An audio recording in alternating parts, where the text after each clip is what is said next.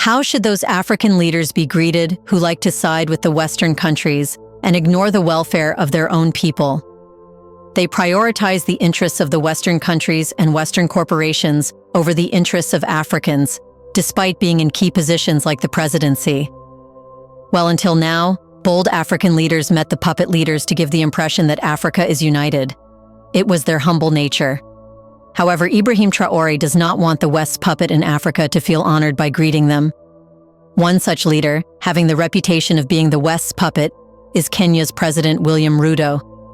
He always prioritized being a friend of the West over caring for his own people and African unity on a broader scale. He was present at the inauguration of Ghana's new president, where IBRAHIM Traore reached and met other presidents. However, IBRAHIM Traore intentionally made Ruto embarrassed, so he knows he is disliked among the loyal leaders of Africa. But what did Traore do?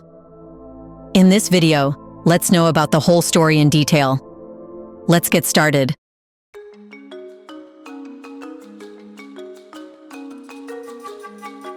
President IBRAHIM Traore of Burkina Faso and President William Ruto of Kenya share a stage in African leadership, but their divergent ideologies and approaches to governance highlight the growing geopolitical and philosophical divide. This split was on full display during Ghanaian President John Mahama's inauguration, where Traore's deliberate avoidance of Ruto symbolized a broader rejection of Western-aligned leadership and ideologies. Traore's stance is symbolic of a new wave of African leaders who prioritize sovereignty and defiance of neo-colonialism over adherence to traditional democratic norms championed by the West. At John Mahama's inauguration, other African leaders like Paul Kagame were present, and IBRAHIM Traore met them. However, he deliberately ignored William Ruto. That's because while Traore's presence exuded strength and a clear message of anti-colonial defiance, Ruto's alignment with Western rhetoric on governance and democracy made him an unwelcome figure in Traore's orbit. Their lack of interaction was not an isolated incident, but rather a deliberate political statement, showing Traore's vision for a liberated Africa, free from Western influence and its loyal proxies. President IBRAHIM Traore has positioned himself as a revolutionary leader in Africa, advocating for sovereignty and resistance against neo-colonialism, particularly French influence in West Africa. Since his rise to power in September 2022, following a coup that ousted Paul-Henri Sandaogo Damiba, Traore has been vocal in his criticism of Western interference in African affairs. His rhetoric has resonated across the continent, particularly in regions burdened by foreign exploitation. Therefore, Traore's leadership style displays a rejection of Western-imposed governance models, which he argues have failed to address Africa's unique challenges. In this context, how can IBRAHIM Traore meet a Western proxy put in place to ensure Western interests? In contrast to Traore, President William Ruto of Kenya has embraced Western ideologies that undoubtedly serve Western interests and Western powers. His public condemnation of the military coup in Niger, which deposed President Mohamed Bazoum, reflects this alignment. By labeling the coup as unconstitutional and calling for Bazoum's reinstatement, Ruto showed his loyalty to the West. You see, Ruto's rhetoric resonates with Western nations. To Traore and his allies, Ruto's position represents a betrayal of the continent's struggle for true sovereignty. In this context, the Ghanaian inauguration, intended to celebrate African political solidarity, instead became a stage for contrasting visions of Africa's future. Traore's arrival, characterized by his signature military uniform and an imposing security detail, was a calculated display of defiance and sovereignty. His avoidance of Ruto was more than a diplomatic slight. It was a symbolic rejection of the Western-aligned governance model Ruto represents. Interestingly, Traore's refusal to honor leaders like Ruto stems from his belief that they perpetuate Western dominance in Africa.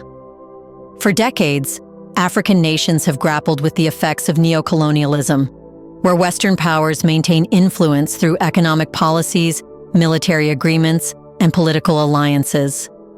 And all this is possible because the West can find leaders that are ready to play the role of puppets. However, Traore's rise represents a break from this cycle, advocating for self-determination and the rejection of Western meddling. RUTO's condemnation of Niger's coup, framed as a defense of the so-called democratic principles, directly opposes Traore's narrative. To Traore and his allies, military takeovers are not violations of democracy, but necessary interventions to dismantle corrupt, foreign-backed regimes that have failed their citizens. This ideological divide is at the heart of Traore's mistrust of leaders like RUTO, who he perceives as enablers of neo-colonial control. Furthermore, the thought that RUTO is aligned with the same foreign entities who tried to stage a coup against him and even carry out an assassination attempt gives this divide a personal touch. Since taking power, he has survived multiple assassination attempts and coup plots, many of which are rumored to have connections to foreign powers seeking to destabilize his government. Therefore, his decision to avoid engaging with RUTO at the Ghanaian inauguration reflects this heightened vigilance. But what more has RUTO done that strengthens the rumors of him being a West's puppet?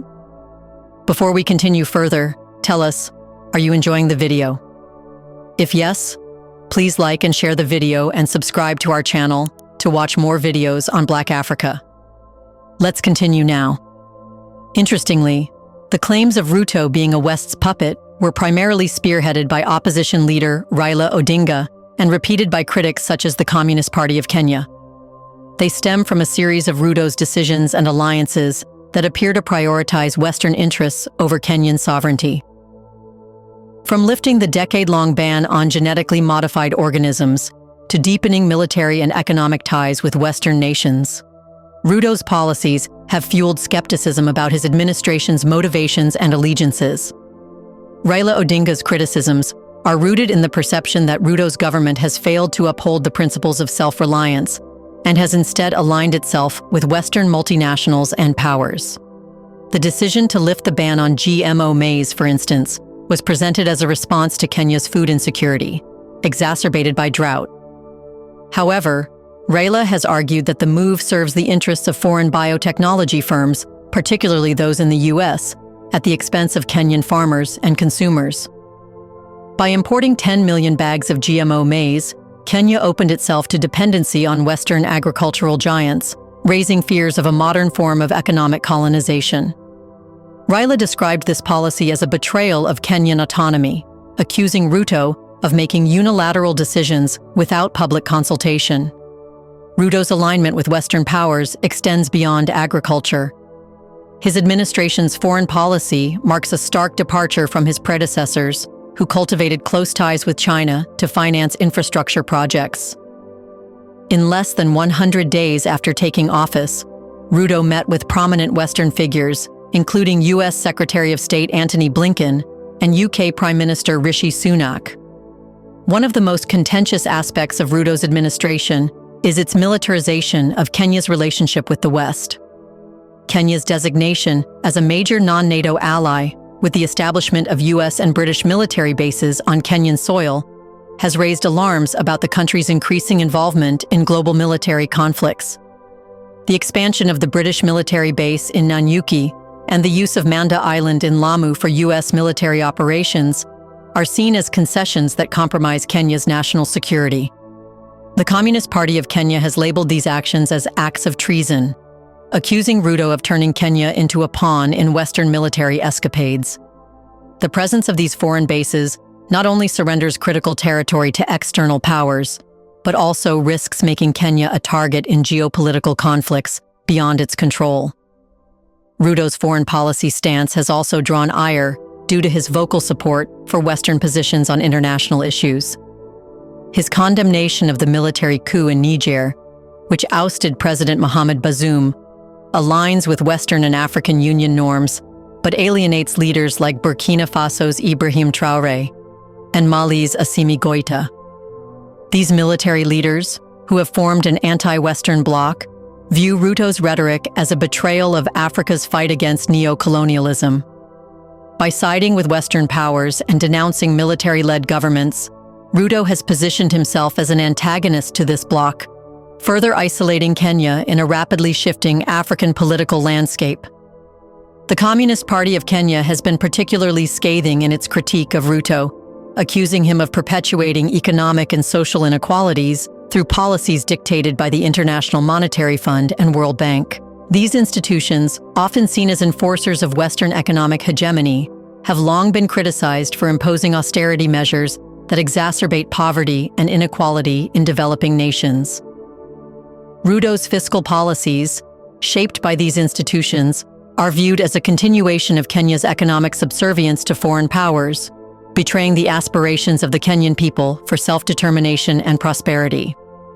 Additionally, RUTO's support for Ukraine, framed as solidarity with Western democratic values, is criticized as CIA-scripted propaganda, diverting attention from Kenya's pressing domestic challenges. Raila Odinga and other critics argue that RUTO's actions reflect a deeper moral failing. Once seen as a champion of the common Kenyan, RUTO has been accused of abandoning his base to enrich the elite and perpetuate systemic corruption. For his part, RUTO and his deputy, Rigathi Gachagua, have dismissed these criticisms as baseless attacks from a jealous opposition. Gachagua's assertion that RUTO is nobody's puppet and will work with all global partners, East, West, North, and South, has done little to quell concerns. Critics argue that such statements are a rhetorical cover for policies that disproportionately favor Western powers, further entrenching Kenya's dependency on foreign influence. IBRAHIM Traoré knows all this, and he is not a hypocritical leader who keeps things in his heart and meets with puppet leaders with a smile on his face. Therefore, he preferred not to meet William Ruto and show that he doesn't like to interact with African leaders who wear masks, giving the impression that they work for the people but secretly, they ensure Western interests. What do you think? Should IBRAHIM Traoré have met William Ruto, forgetting that he is more loyal to the West than to Africa? Or did he do the right thing by making Ruto realize that he has tarnished his reputation and is disliked? In the comment section right below, share your take on why IBRAHIM Traoré didn't meet Ruto and ignored him. Do you want to watch more videos like this one? If yes, subscribe to our channel and press the bell icon next to it. We bring videos on Black Africa, its history, rich arts and culture, and things the world should know about. Thanks for watching, and until the next video, stay tuned.